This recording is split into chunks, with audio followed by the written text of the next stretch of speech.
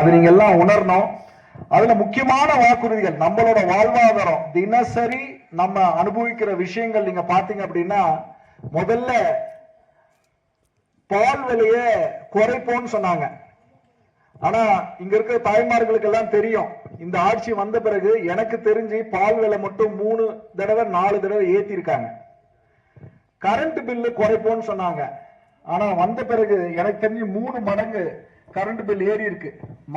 அதுக்கு முன்னாடி 300 ரூபாய் கட்டிட்டு இருந்த இடத்துல இன்னைக்கு நம்ம எல்லாரும் 1000 ரூபாய் கட்டிட்டு இருக்கிறோம்.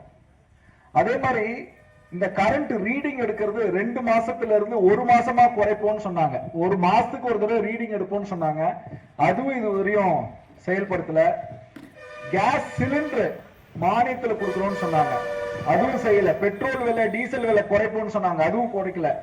அது மட்டும் இல்லாம இன்னைக்கு ஒரு சின்ன பொட்டி கடை வச்சிருந்தா கூட அதுக்கு ஒரு வரி போடுறாங்க, டாக்ஸ் போடுறாங்க. நம்ம வீட்டுக்கு ஒரு வரி போடுறாங்க, அந்த வரியை கூட குறைப்போம்னு சொன்னாங்க. பட் அந்த வரி எனக்கு தெரிஞ்சு 100% 2 மடங்கா ஏறி இருக்குது. இந்த மாதிரி பொய் பித்தலாட்டம் நம்ம மனசுல ஒரு ஆசைய வார்த்து, நம்ம மனசுல ஒரு ஆசைய தூண்டி எப்படியாவது ஓட்டு வாங்கணும் அப்படின்ற முறையில தான் 150 நாளா செய்வோம்னு சொன்னாங்க. 150 நாளா செய்வோம்னு சொன்னாங்க. ஆனா இத பாஜகவோட தேர்தல் வாக்குறுதியில கிடையாது. அது இல்லாதப்ப கூட நம்ம மோடி ஐயா இன்னைக்கு 100 நாள்ன்றத 125 நாள் பண்ணிருக்காரு.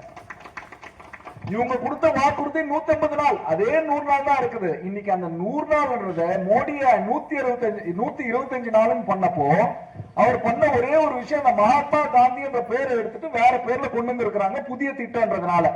ஏன்னா இந்த மகாத்மா காந்தி என்ற திட்டம் லாஸ்ட் 20 வருஷமா இருக்குது.